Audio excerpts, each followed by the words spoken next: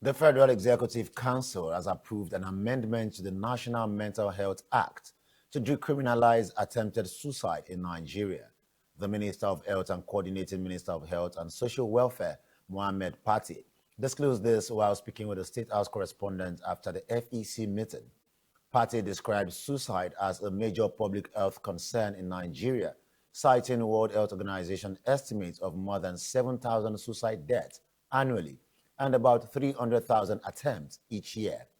The minister said the criminalization of attempted suicide can discourage people from seeking help and is inconsistent with the National Mental Health Act of 2021, which provides for supportive care and treatment for people at risk of self-harm. Pate said the amendment has now been approved by the Federal Executive Council and is expected to be transmitted to the National Assembly for legislative action. First was on the decriminalization of suicide.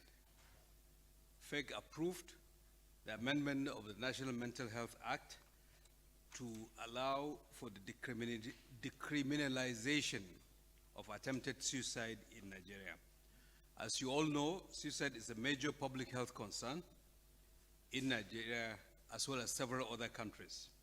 According to the World Health Organization, it is responsible for more than 7,000 deaths annually, with an estimated 300,000 suicide attempts across the country each year. The impact extends beyond the individuals involved. It affects families, friends, and communities, with over 450,000 Nigerians requiring psychosocial support annually. And globally, suicide is the third highest leading cause of death among young people.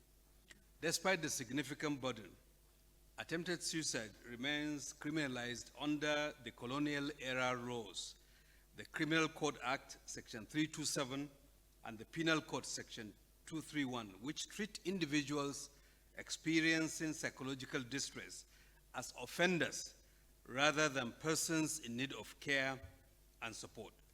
This legal approach discourages help-seeking behaviors and also conflicts with our National Mental Health Act 2021, which provides for supportive care, protection, and treatment for individuals at risk of self-harm, resulting in sort of policy and legal inconsistency within the Nigerian mental health and justice frameworks.